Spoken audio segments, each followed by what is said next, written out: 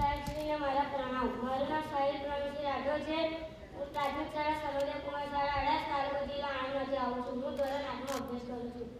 આ સાહેબશ્રીને મારો પ્રશ્ન છે કે તમારે આખો દિવસ સિક્યુરિટી સાથે કરવું પડે છે, તમને એનો કંટાળો નથી આવતો?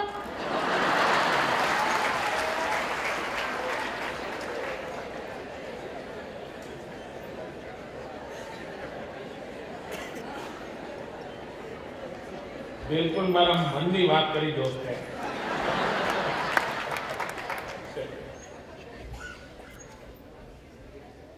એ ખૂબ કંટાળાજનક જીવન હોય છે, જેનું શબ્દોમાં વર્ણન કરવું મુશ્કેલ છે.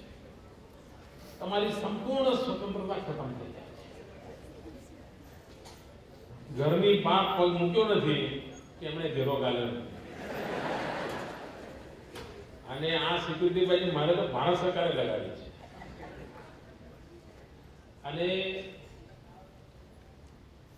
જે લોકો સિક્યુરિટી કરે છે એમને જોઈ પણ આપણને ઘણી વાર થયા કાંઈ તો હું વર્કહોલિક સવારથી નીકળી પડું રાત સુધી એમને વિચારવાનું ઉભા રહેવું પડે.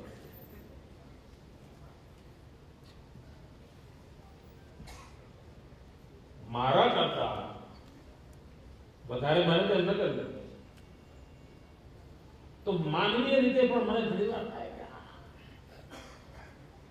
આપણો દેશ આ દશા મનમાં એક અતિશય પીડા થાય. મંદિરોમાં એ સુરક્ષા તમે વિચાર કરો, ભગવાન માટે પણ કરવું પડે એવી દશા નથી. અને કારણ આતંકવાદે દેશને તબાહ કરી દીધું છે. અસુરક્ષાનું વાતાવરણ બની ગયું છે. એક માનવ તરીકે એ અવસ્થા બહુ જ કષ્ટદાયક હોય છે. ઘણી વાર લોકો કહે બુલેટ પ્રૂફ કાર, આ બુલેટ પ્રૂફ કાર છે ને કમ્ફર્ટ પ્રૂફ હોય છે. એમાં 1 કલાક ટ્રાવેલ કર્યું એટલે કમરના બધા તેભાર તૂટી જતા હોય છે. એવી ગાડી હોય છે.